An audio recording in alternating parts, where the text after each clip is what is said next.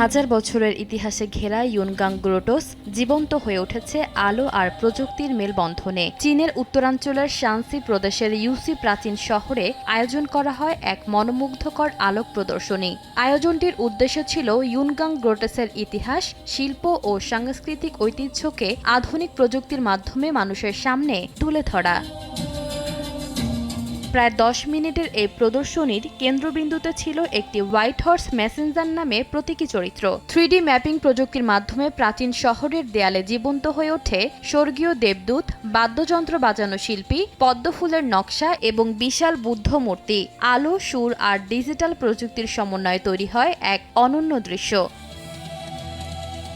ইউনগাং গ্রোটোস চীনের দাতুং শহরের কাছে অবস্থিত বিশ্বের অন্যতম বিখ্যাত বৌদ্ধ গুহা মন্দির। 5ম শতকে উত্তর ওয়েই রাজবংশের সময় পাহাড় কেটে এর নির্মাণ শুরু হয়। এখানে রয়েছে 254টি গুহা, প্রায় 59,000 বুদ্ধ মূর্তি এবং হাজার হাজার সূক্ষ্ম পাথরের খোদাই, যেখানে ভারত, মধ্য এশিয়া ও চীনা শিল্পকলার অনন্য মিশ্রণ ফুটে উঠেছে। এই অসাধারণ শিল্পকর্মের স্বীকৃতি হিসেবে 2001 সালে ইউনেস্কো ইউনগাং গ্রোটোসকে বিশ্ব ঐতিহ্যের তালিকায় অন্তর্ভুক্ত করে।